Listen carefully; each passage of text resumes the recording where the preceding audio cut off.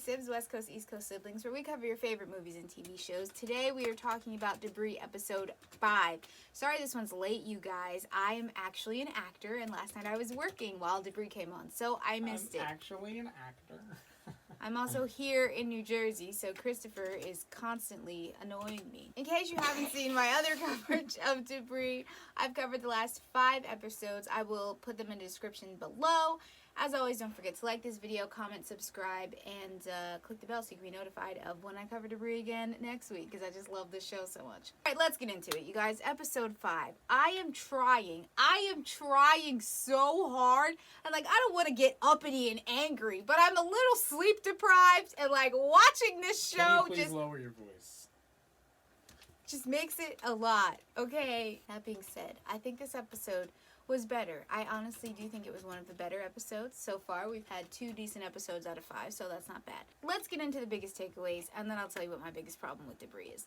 So, number 1 is that basically wormholes are being created and people are being shifted from New Jersey to Boston. Ironically enough, I've lived in both of those places. That is pretty much the big mystery for this week. Where are these wormholes coming from? What's going on?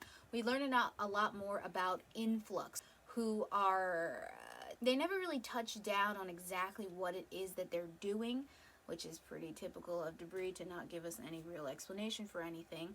But anyway, we don't know what Influx is using the Debris for, but we have a couple of characters say they're either using it for experimenting, like they're trying to prove how well the humans that they put through these wormholes come out. We see the first victim, they get a hair sample, a blood sample, a skin sample, so they're trying to see how human bodies do with kind of not so much time traveling, but spatial travel. They also have the theory that they are showing this Debris to someone so that they can sell it. So sort of like a demonstration to a buyer. Finally, we have that they're sort of some kind of zealot terrorist group that is just trying to destroy the world and is using the pieces of the Debris to do that. We still don't know. We don't have any specific lockdown on what it is they're doing.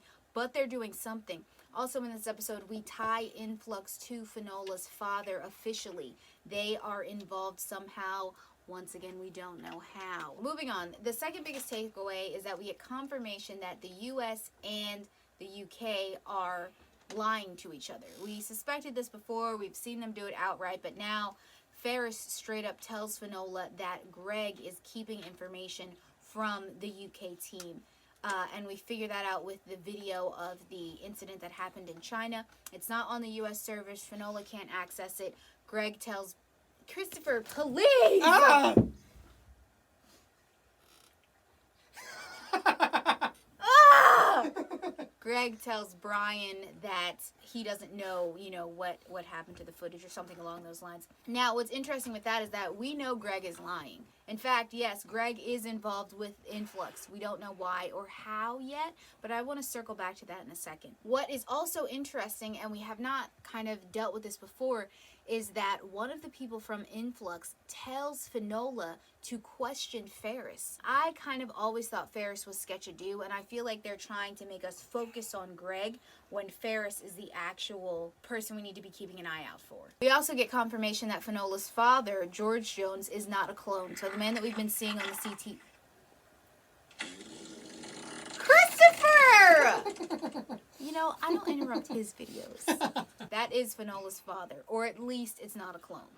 I'm pretty sure I brought that up 3 weeks ago when we saw him the first time. Fenola's just now wondering if that could be a clone, and we get confirmation that it's not. Final biggest takeaway, and what I kind of wanted to circle back to about Greg, is that he has this conversation with his wife, and she says something along the lines of, what happened to us? Hold on, let me look at my notes. I know it's hard for you to control the fate of the world after the accident that happened to them. See, to me, that's who says that? I know it's hard for you to control the fate of the world. It didn't seem like she was making fun of his job as an FBI/CIA/ the boss of the US version of what is it called? What's their orbital, so I just thought that was weird, and let me know what you guys think, but my brain started going. I was like, is Greg an alien? Is he not human? Are they aliens? Let me know what you think in the comments below. But anyway, you guys, those are the biggest things that happened in this week's episode. There were a couple of little teeny tiny things, like Finola, her sister Dee Dee calls super randomly, so random that it seems like it was a plant, and asks her about some Spanish song that they used to sing when they were little. And then it turns out that one of the guys from Influx is also singing that song. Now that could tie to the fact that, you know, the girl's father liked that song, and so the dad sang the song with the girls, and now the dad is alive and he's singing it with his fellow Influxers. That's a little weird to me, but whatever. I mean, that's the only thing that I can think of, that it's tied to their dad somehow. But, you know, once again, it's pretty much another big mystery of the week. They tried to make this episode tie into other things that have happened so far in the overarching storyline, which has been great, but, like, I still don't care. And I think my biggest issue with this show is that they drop little tidbits of information, and I'm like, am I supposed to know what the heck you're talking about? Like, is this a big reveal and I just missed all the setup? But no, people, you didn't miss the setup. It's just poorly constructed. And I know everyone's talking about how, like, oh, if you like sci-fi and slow burns, this is it. I'm sorry, you guys. This is a crazy train going to nowhere. Like, there's just no, I'm missing it. I'm missing it. But I do appreciate you guys in the comments making sense of it for me. You're clearly better at this than I am, even though I've been watching sci-fi for the last 25 years. Just saying. I know what a good story is, and this is not it. But I appreciate your opinions, and I love getting into it with you. Also, just want to point out, it is so difficult. I like Finola, right? I like her from a distance, but in this episode, she just really got on my nerves. Like, was it me, or was she playing Captain Obvious to a T? Like, one of the CSIs, basically, for Debris, and they're telling her all the information. They're like, yeah, this man, he crawled out of the bus, but we can't find him now. We're looking for him. She's like, did you check local hospitals? Duh, that's their job. Like, there were so many moments like that to this episode where it's like, duh, Finola. Like, honestly, duh, Finola. Anyway, she got on my nerves, but I still want to like her, and I'm not really sure why. Brian, I've given up on trying to like. There's some things about him that I can appreciate, but not a lot. Also, do they just float around on a jet waiting for someone to email them about debris popping up? Like, literally every episode starts with them on a jet. Where are we going? I don't know. Oh, I got an email. Let's go here.